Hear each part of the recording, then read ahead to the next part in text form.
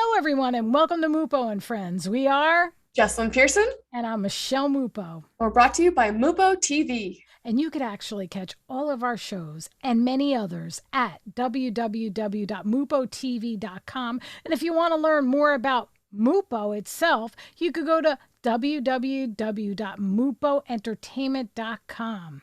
So stay tuned this Sunday because you're going to be in for a really, really, really smooth guest. Let me tell you, she is amazing. And I know you're going to recognize her because she's been in a ton of things. I just can't wait for this guest. I really can't. So I'm very excited. Jess, did you have a Mupo awesome week? Because I know you had snow, right?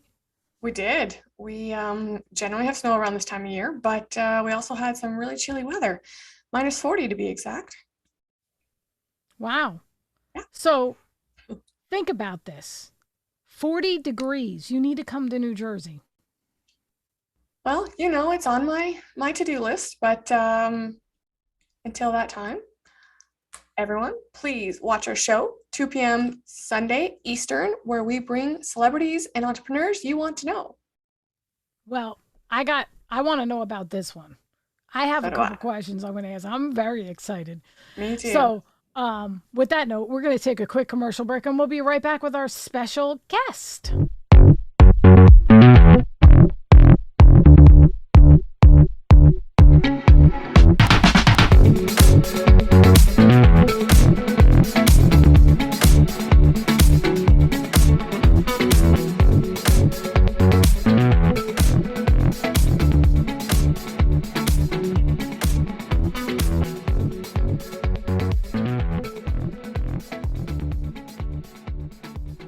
Hello, everyone. Welcome back to Mupo and Friends. Our special guest today is an actress, stuntwoman, producer, and mom, a veteran of both film and television. She was a regular on Canada's long-running series, Heartland, and has played the role of Allison Sweeney's sister in the Murder, She Baked series.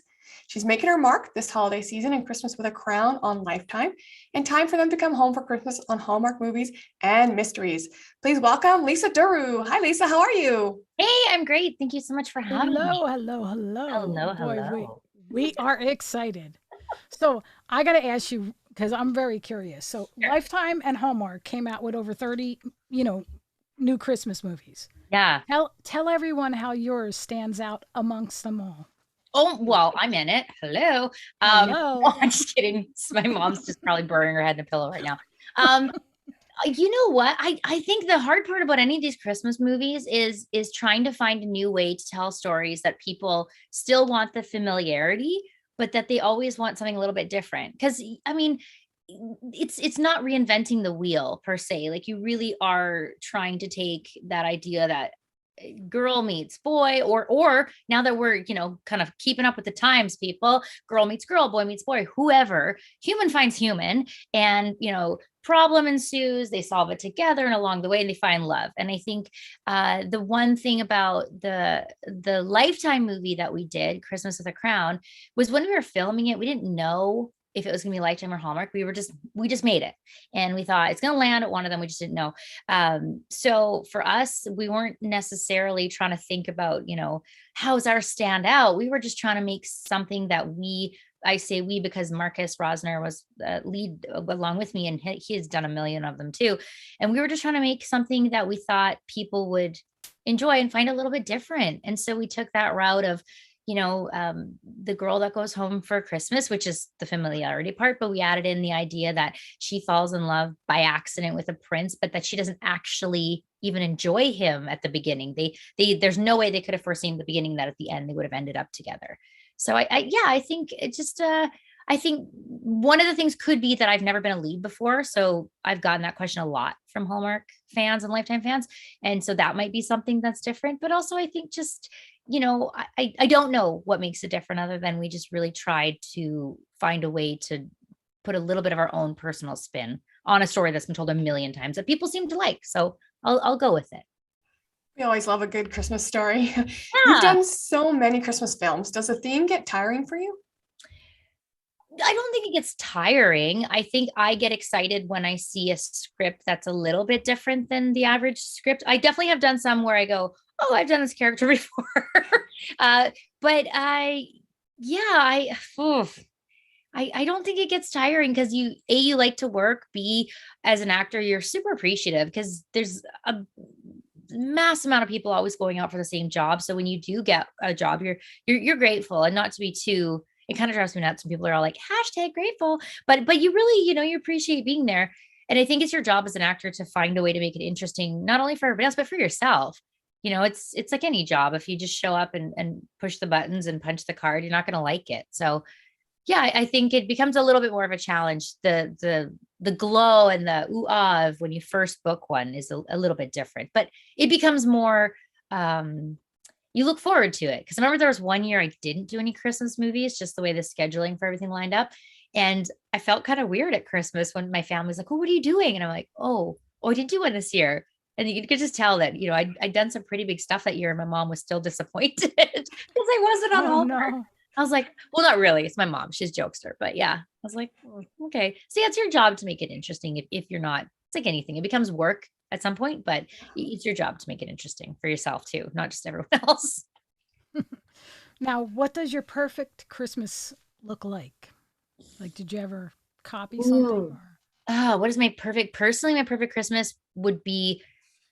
Oh, well, it kind of changes, right? As you get older. But when I was little, it was just the idea that it was probably my favorite Christmas. I can go to that one.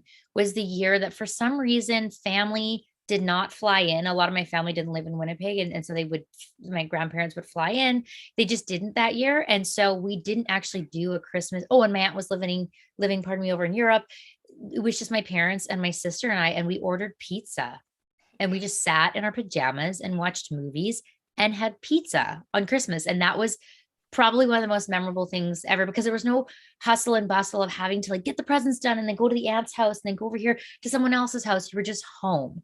And it was really relaxing and stress free. And I think I was maybe like 12 or 13, but that was probably one of my favorite Christmases ever. And to this day, that idea of just not stressing yourself out, being busy on Christmas Day has really resonated. So I think we try really hard to not over schedule ourselves, because that's really easy when everyone has time off and they all want to see each other. It's kind of nice. And I think with the whole pandemic thing, it's really forced everyone to just kind of sit and do FaceTime or Zoom and actually connect and talk to each other versus trying to run around for 30 minutes here and an hour and a half there.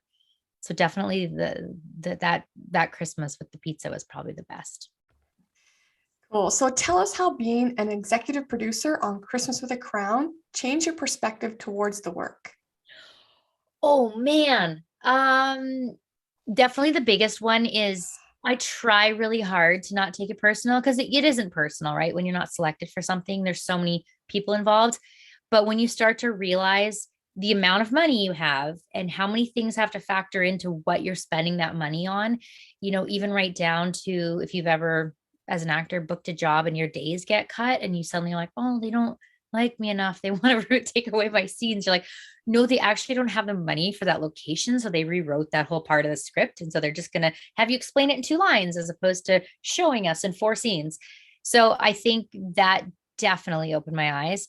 And then also too, that your opinion, just because you're in a position to have more of an opinion, you still have to play nice with everybody, and you still have to be willing to concede or to listen to other people. And I think I spoke openly about this in another interview, was that the first week, I think I had to learn that lesson the hard way, in the sense that both Marcus and I came in with very strong opinions, and we were so excited to work with each other. And for that first week, we didn't quite jive. And I'd never experienced that with another actor. But then once we sat down and talked about it, it was because we both really felt like we weren't being heard from the other one.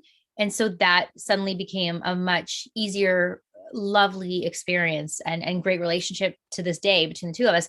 But that was a big thing that it opened my eyes, that just because you have that title or you have that responsibility, it doesn't mean you're right. And it doesn't mean that everybody agrees with you, and you're not going to get anywhere by just, trying to push your agenda forward without making it a collective, I guess, discussion agreement. Yeah.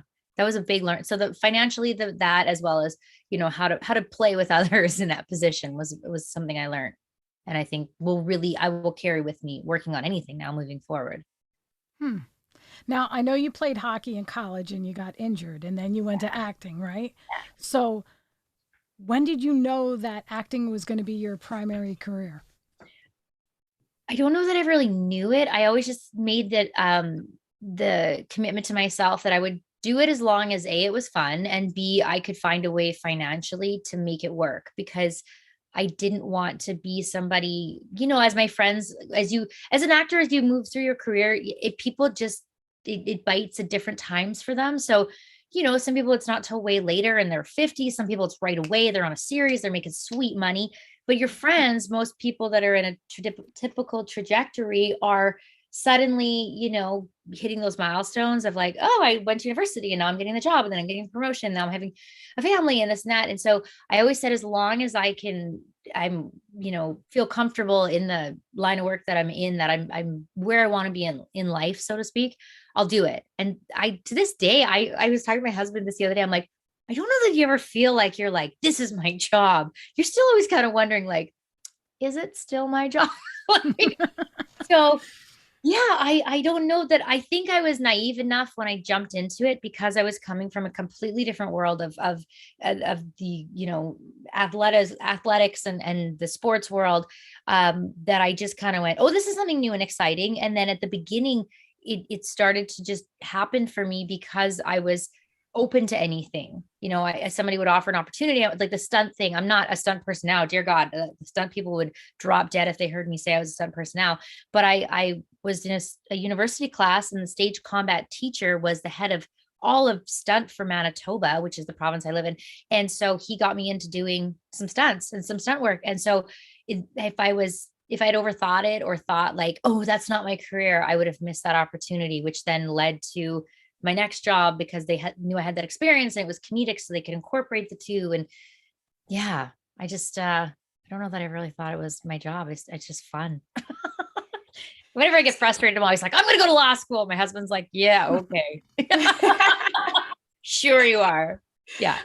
Speaking of stunt performing, do you have any war stories? Any what? War stories from doing stunt? Oh, let's see. I had a really cool experience where I got hung for someone. So I got dropped through the gallows, and all I could think was I was going to break my nose. So I was just sweating, but the stunt coordinator was just like, just keep looking up, and don't say it was fun, whatever you did, or they'll make you do it again. So it was just, that was very nerve wracking for me. We did another show where we blew up a trailer park, and it was like 4 days of just shit flying everywhere.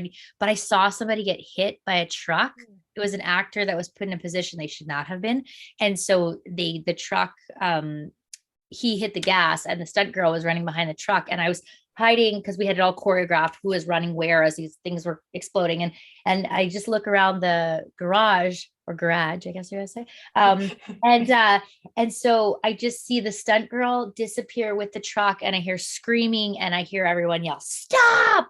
And sure enough, she got clipped. But she was smart enough to know that as it was about to hit her, to jump up so that as it hit her, she could kind of propel herself up and into the back of the truck, as opposed to letting it hit her. But that was because she was very experienced. But that was the scariest one I've witnessed. And then my own little thing that I freak out that I had once was when I got put in a big fat suit, and it was this really cool show, Todd and the Book of Evil. And so the lead character something was happening where I don't know if they were eating something, but everybody was getting really fat from something, like, and this monster fat was taking over the school. It was a kid show.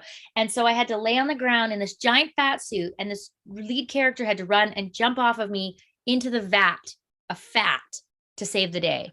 So all day I was in this fat suit. And then right before we do it, they open it up and they take a big, it looks like a box, but the ends were missing. So it was just kind of a big square missing both ends. And they had to open it up and screw it onto itself around me, so I couldn't take it off, and then close up the fat suit. But it was just snug enough that I felt comfortable. But as soon as I laid down with all the weight of this suit and I started to have a panic attack. And I just remember the stunt coordinator like leaning in my ear on the ground being like, 5 minutes, just focus on my face, and then it all comes off you. Like, just, this is what you've been waiting for all day. And I was like, okay, right? Like, trying to be cool about it. Wow. And then as soon as it was done, like, and the pressure was off, I think I was cool. Like, as soon as I sat up, I was fine. So that was, and those little moments along the way where when it came to, you either have to, so to speak, piss or get off the pot, I was like, yeah, I'm going to go to acting. I'll let the stunt people do their thing. Like, you guys are super cool. It's just not my thing. So I'm good. I did it for a couple years, and then I was like, and I bow down to you.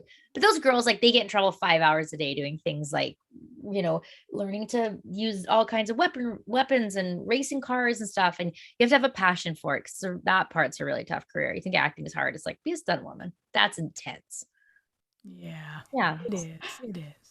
Now, how did Mark McKinney come to cast you in the comedy Less Than Kind? Because that was a great flick.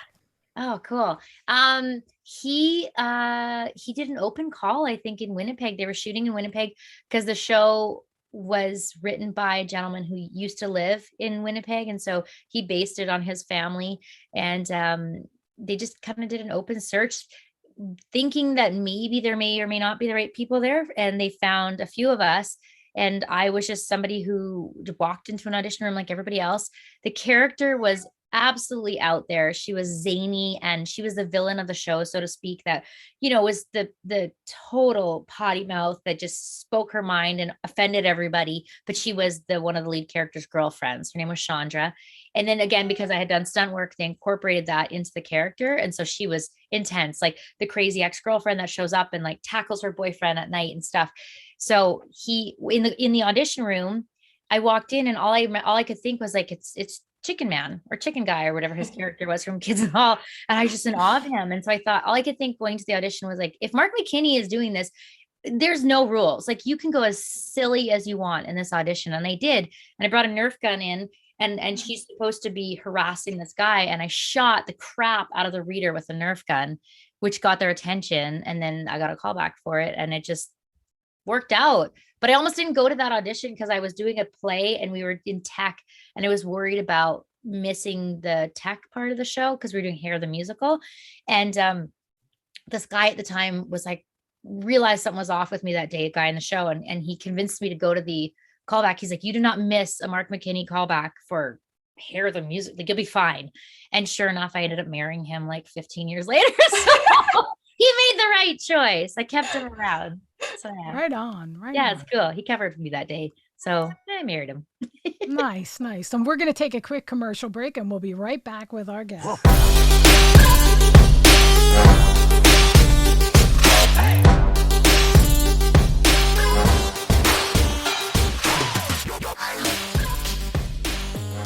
And we're back with Lisa Durupt.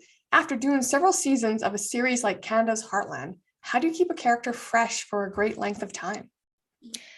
Well, I think part of it is the writing. And also too, Heartland was fun because I was friends with Gabe Hogan before doing the show, and he plays Peter on the show, which initially when my character Jen was brought on, I think at the time, I don't know if it's public knowledge or not, but here you go. One of the characters wanted to leave the show, which then after amount of time, she decided she wanted to come back. And so the storyline that they had written Jen for, they didn't need it anymore. But because it all kind of happened the first few weeks, I was actually even on the first season I worked on, the writers, the producers, I think they saw pretty quickly that I had a friendship already with Gabe Hogan outside of working on Heartland. So they were really great about bringing me back and jumping me to a new storyline. So the idea of keeping it fresh, it really was, because when I went there, it was one type of storyline. And then by the end of the summer, it was something completely different. So I never knew, whenever I'd go back, I never knew what they were going to throw at me each time, which I mean, some actors, I think you probably stress out about that, but knowing that show has been running for so long and has such a crazy cool fan base, it didn't bother me. And I kind of, you know, it's kind of like not knowing what your mom put in your lunch. You're like, what do we have today? So I think when you do a character for that long, you just have to challenge yourself to not get in the habit of always playing them the same way. But if it's well written, and if you're working with really fun actors or just generally like good actors, you'll all figure it out together. You'll play. There's rarely do something, or have I experienced something where I went, oh man, I'm so bored. So no, I think they threw so many different things at me. It was not hard to keep that one fresh for sure. Now, are there differences between working a Canadian film in the industry or in the US? Like, what's the difference? Because you've worked both, right? I've worked a lot of US stuff in Canada though, because a lot of US programming shoots in Canada. I myself have never physically worked in the States. I've lived in LA and auditioned and then just ended up booking things that are shooting back in Vancouver or back in Canada. So I would say in general, if you're working on a Canadian production, which would be under our union, which would be ACTRA versus a SAG show, the American union, there definitely are differences. I think money wise, you'll tend to work on bigger budgets if it's an American show than you do for Canadian shows. Just the way, our industry is structured up here, we don't have the same, how do I word it? Well, for example, we have a CBC up here, which is what Heartland was part of, and that's a publicly funded company. It's a publicly or a Canadian broadcast company. So the government is part of who's budgeting what you're spending. And then if you take an American show, that tends to be more, private or bigger, just companies strictly for making productions. So yeah, it can definitely, you can tell when you're on different shows, but to be honest, like if you have good people on either production, and meaning your producers, because it stems from the top. If your producers are super great people and they're really knowledgeable and they're very smart the way they run things, it's a really easy set to be a part of. So I think that doesn't matter. Just sometimes the American shows have a little more money, which is, I'm not going to complain. That's always nice. The award-winning horror film Puppet Killer is different from most of your other work. What was that experience like? That was awesome because that was such a labor of love from everyone involved. And when they first asked me to join and be part of it, the way they sold it to me was that, we're getting Alex Ponovic, we're getting Lee Majube, Kyle Casey, and Richard Harmon, and Gigi, who Gigi lives in horror world. Alex tends to be more of those types of shows, and he was just on Hawkeye. He's the head of the, as they call them, the Sweatpant Mafia. Richard's been on the 100 and all these other crazy big shows. So it was people that, because I'd floated more in the comedy world and in the, at times the Christmas world, all of that, I didn't necessarily get to play with them a lot. So the idea of all of us coming together and making this really cool indie, it really was a farce in the sense that, farce of a script where it's taking every nuance you have from any horror movie and putting them all together, like everything you're not supposed to do in a horror movie, right? Like, the killer's there, run upstairs as opposed to running out of the house, or, kids are always cast too old. So they took this group. It was so different because it was so obscene in the sense that, or so absurd, pardon me, that they take this group that we were all over the age of 25, and then they put us as high school students. I think Alex was like 40 something when we shot it. He's supposed to be like the lead kid in high school. And I think I was already in my 30s, and you're going like, yeah, I'm his damn girlfriend. So it was just totally out there for all of us. And we shot it at Christmas. It was super cold. It was snowing. We all had the time. It was the only time all our schedules lined up. We had 2 weeks off where we shot out in Desroches, BC, which is like way outside of the Vancouver Lower Mainland. And we would drive an hour and a half each way for 12 days. And we just shot this cabin in the woods, literally. And it turned out awesome. And it was so fun and out there, completely different than anything I'd done. And it made me absolutely fall in love with horror movies. And so to this day, I constantly beg my agent. I'm like, anything horror, I'm in. I don't care what it is, I'm in. I love it. There's such an art to it. Like even standing there for 3 extra seconds, because it's not normal to stand staring at a door for that long. But they're like, no, then the music's going to swell. And then all of a sudden we're going to push in on you. And then you turn for the jump scare. It's like, oh, it all has to be calculated ahead of time to make it make sense. Because it's not easy to scare people without it being buffoonery. Like that's why Blumhouse is so successful, because they're so good at what they do. And I'm just like, horror movies, it's my new wish in life. The good thing about horror movies is you could do horror conventions too. Yes. I love it. I love it. Yeah. I became, and I discovered on that show that I have an amazing horror scream.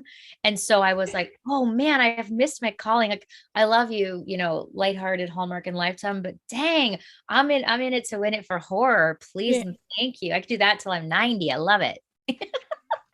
Wow. Well, yeah. You also developed Tri-City Film Studio. Yeah. Right? Well, how did that happen? We teach classes for people who want to get into the industry. I live about 30 minutes outside of Vancouver in a suburb, and everybody was just always going downtown. And it's since become, Vancouver itself as a whole has become the second, it kind of jockeys for position between second and third biggest film hub in all of North America. Atlanta, I believe, is the first. And then it bounces between LA or Toronto and there. And it was the thing where I got pregnant with my first daughter, and I realized, what do you do when you're pregnant? Because you can only work for so long. And once they start to notice, then you tend to get shut down unless you're already on a show. Like Heartland was great about letting me work pregnant, but I got in a lot of crap from one producer, even though the executive producers were women and they knew, but he didn't like that I was pregnant on his set because it cost him more money for insurance. And so we had thought about it. And that's when I pulled the trigger, because I just thought, you know what? I've always wanted to do something that as an actor, you have control over your own business, you don't have control a lot of times. And so this was something that was appealing to me, to be able to teach and give back, because my mom's teacher, I've always, coached, whether it be musical theater or coached friends or coached hockey or something. And so I felt like it was just the right time, all these, getting in trouble for being pregnant and now knowing I'm going to have a kid on the way, it was just time to do it. So we opened up this studio, and it kind of took on a life of its own, which was really exciting, because we've got at the studio now, I've got about over 100 students, and we've got about 350 clients that will come in to use the taping rooms and stuff. And yeah, it's nice. It's nice to give back. It's nice to hopefully help other people, because as an actor starting out, there really is no playbook or handbook. You kind of just fuddle your way through until you start to figure it out. And this way, people have direct access to myself and other actors in the city that have, come out to work there, to ask the questions, and especially for parents, to get help. Like, what the hell am I supposed to, what is the call sheet? What is all this? So yeah, we started 3 years ago, and it's just taken off, which is awesome. So that is awesome. So what obstacles and blessings did the pandemic bring to you? Ooh, good question. Obstacles. Well, I'm a very social person. So being around other people, it's, fills my soul. So being away from other people a lot was tough, but I learned to love Zoom and FaceTime. But definitely the blessings were, my daughter turned 1 right before the pandemic hit. And my sister and her kids and her husband and Michael and my kids, my kid at the time, we went to Disneyland right before the world shut down. We got home a few days before it all went to hell in a handbasket. And so Marcus and I finished filming Christmas with the Crown right when Alberta got shut down for the pandemic. Like, we just squeaked it out, because I went from Disneyland to Edmonton, we shot, and we got shut down as the world was exploding. And my husband, he said to me, I don't want you to fly. And I said, okay. He's like, we'll come pick you up, because he drove with my daughter. And when he came and picked me up, he's like, we need to go to a cabin or something. Let's just do something crazy, because when else would we have the time off? And we did. We rented a cabin for 5 weeks, kind of just in the woods. And we spent 5 weeks in the most glorious place in Osoyoos, BC. And my daughter learned to walk. My daughter she got her teeth for the first time. She was late in teeth. She started to not talk, but babble way more and be more communicative. And I would have missed all of that, because I probably would have been filming somewhere and missed all of it. So all of that, we had 5 weeks of just us hanging out, spending time together. And I experienced all of my daughter's big firsts. So that was just like, that makes me almost tear up to think about that. I would have missed that. Yeah, I can understand that, having kids myself. We're going to take a commercial break, and we'll be right back.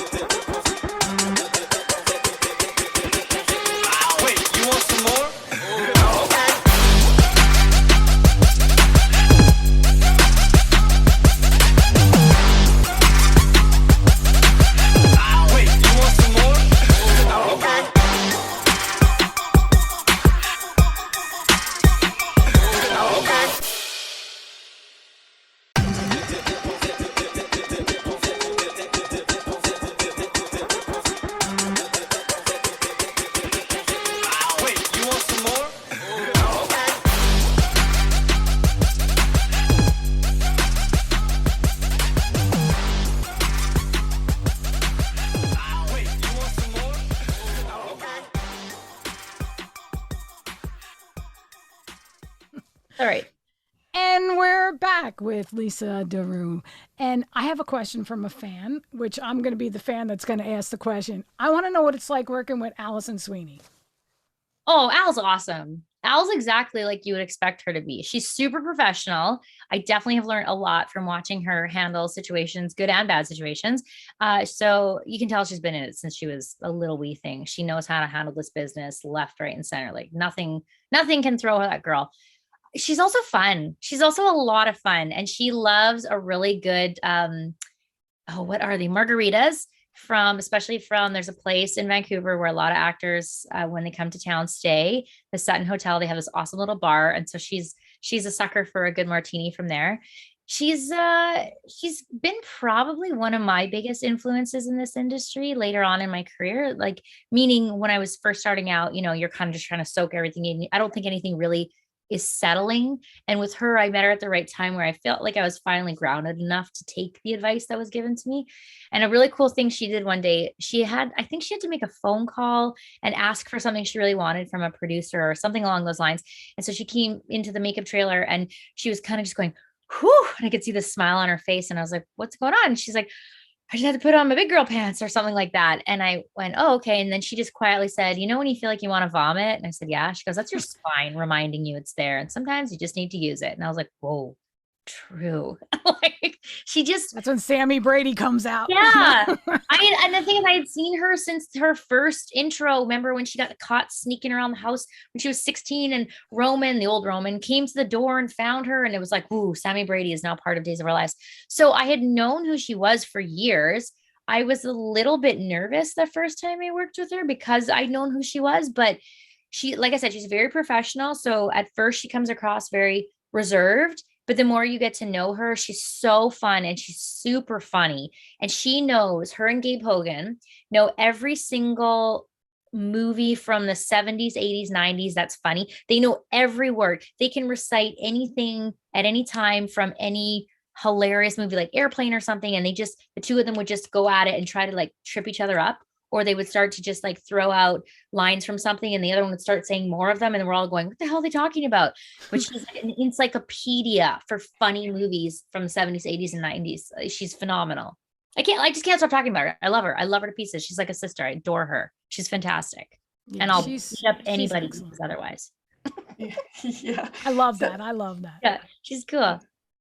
So you've also done voice work. How is the acting process different from live action?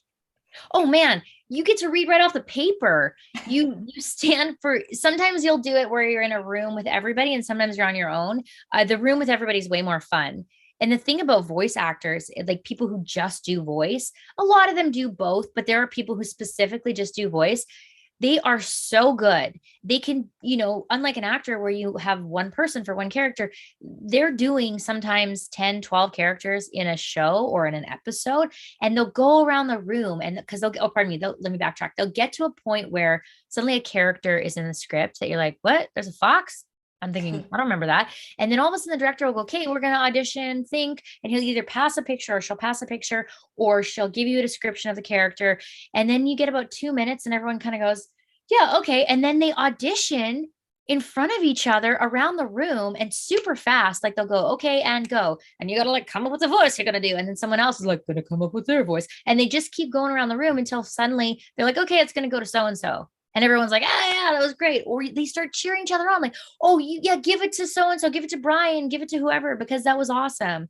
And it's just a whole different world. People are silly and they're fun and they can do crazy amounts of voices. And I just stood there, my first experience going, holy crap, am I underqualified? And I have a lot of work to do if this is the world that I want to play in. And it was very humbling. But the people that I worked with on my first experience were awesome. And they were so good about helping guide me. And yeah, it's mind boggling. It's so much harder than I think anybody would give voice actors credit for, because you leave just sweating because you're moving like a crazy person, but you're trying to keep your mouth in front of this microphone. And with acting, if you're sad, people can see your face, it's much easier to tell the story. With that, it's all the tone of your voice and you have to make all the little sound effects. And oh man, it's a lot. It's stressing me out just to think about it. Wow. I have mad respect for them. It's crazy. Well, Is there anything on your wish list that you haven't yet already conquered? Oh God. One woman show. I am obsessed with Bette Midler and doing a one woman musical show, even if no one ever sees it, just for myself, where she does, if you've ever seen that one where she does where her girls are dressed in like mermaid suits and they do oh, she's also, maybe I'm just talking to the wind. Rose. She does everything. She does those hilarious, like the big band stuff. And then all of a sudden she'll break it down with like Wind Beneath My Wings or something. A one woman show would be my absolute, like, oh, I call it my Betty White, which I don't know if that's good or bad now, but May she rest in peace. well, right? But I think it's brilliant. She went out on a night that will forever. I even said, I was said on Instagram, I was like, this is Betty White night, like forever and ever. She just, It is one more iconic moment that forever, every New Year's Eve, you're gonna be like, oh, Betty, as you drink your little vodka martini. But yeah, but no, I just think that would be it's on the bucket list, but I haven't quite got the courage yet. We're getting there. My manager's like, for the love of God, just start writing. And I'm like, I know it's coming. It's coming. We're going to push you. We're going to push you. There we go. Yeah. That's right. Terrifying, but all the right ways. Well, we look forward to it. Yeah. You've promoted many charitable works. What causes are dear to your heart? Ooh, a lot of them. Well, the Hockey Helps the Homeless is one that I did for quite a while. This year was the first year I hadn't done it because they didn't run it the same way. But yeah, in Vancouver, I'm not sure what it's like where everyone else is in the world, but Vancouver has a very big problem with homelessness especially the lower or the downtown east side. Just, and I wish it was something crazy as to, there is obviously drugs and all of that, which is heartbreaking. But even now, just with the way the world is going with the price of housing anybody can technically become homeless quite quickly.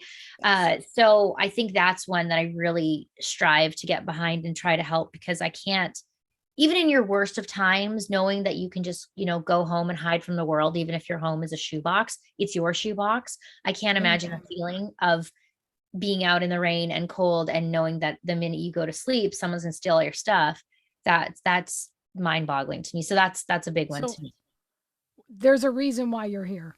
I just have to say that because, I'm the founder of the Keep the Peace Project, and I plan on my goal is to find vacant buildings and put all the homeless veterans in it, make it handicap accessible. Oh, wow. Families that serve for our country and every country all around the world. But I want to, so any way we can help you with that, like we could put a link up on our site for that. Because the homeless, that just breaks my heart. Yeah. I would love that. Yeah, it's Hockey Help the Homeless, I think just .ca, but they run every year they do a tournament, and it's Canada, man. People come out to play hockey. So you get a lot of them are hockey players that used to be in the NHL that will come out, and they get a couple of them on each team. And, guys, girls too, we get the Olympians, which is awesome, but they go nuts to be able to play with like one of their idols. But yeah, it's raised a lot of money. And I think the last year, one of the things they did, which was so cool, and it seems so silly, or not silly, but so simple, was that they raised enough that they could open these centers where they just were able to even to provide a giant storage tub for people that they could come and take their stuff out and then get what they need and then lock it up for the night. Like just even providing that for people to keep stakes and, your passport, your whatever you need again, because not everybody is just somebody who got down on their luck with drugs. Like some of them just seriously went bankrupt and lost their houses. Now they're on the street. So yeah, that was a pretty cool thing that they did. And it seems so simple, but it blew my mind. I was like, yeah, you need somewhere to put your stuff. Like, come on. So yeah, but no, I would love that. That would be so appreciated. Yeah, we definitely will. We could even, if you wanted to do like a little video, like we did with Connie, we'll put you up on the site and then say, this is your cause. And then they click on that link. You probably just have to get the okay with your organization, and then we'll definitely do it. Yeah, no, 100%. Now, can you tell us about any up and coming projects that you have? I have a really cool horror thriller series, so to speak, that's coming out, but I don't know when. It's coming out in the new year. And it was really, all I can say is that it's the idea that I wish I would have thought of. There is a surge in audio books now, or not audio books, but in audio scripted content. So the same way my parents used to watch, or listen to, grandparents, I should say, listen to plays on the radio. Yep. They've started doing that in the last little while. And so somebody got really smart and decided to turn those into series, like visual series. So it's one of those with a very famous YouTuber. Nice. So watch for it. Wait for it. Should be in the new year at some point. Yeah. Right on. And we're going to take a quick commercial break, and we'll be right back with the conclusion of our interview with Lisa Durupt.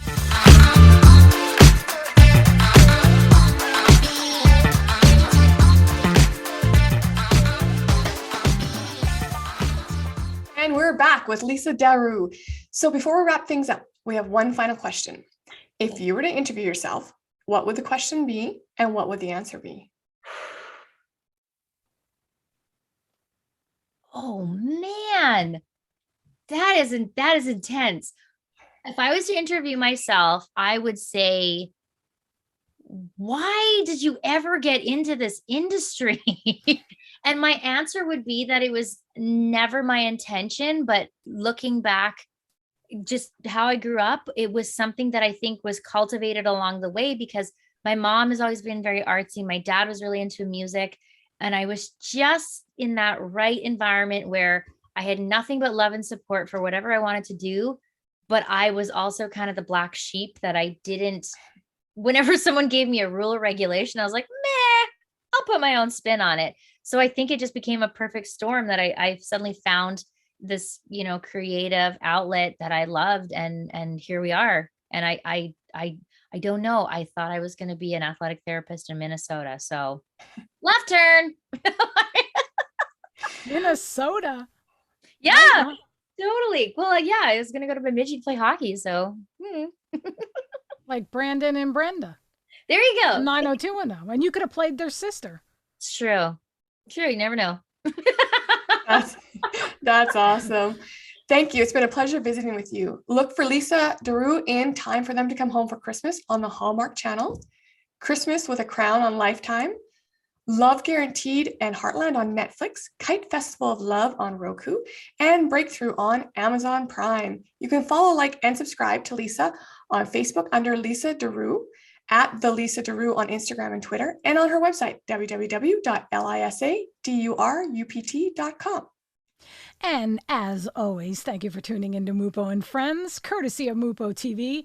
And you can watch all our shows and others at www.mupotv.com. That's www.mupotv.com. This is Jessilyn Persson with our host, Michele Mupo. Until next time, have a Mupo awesome week.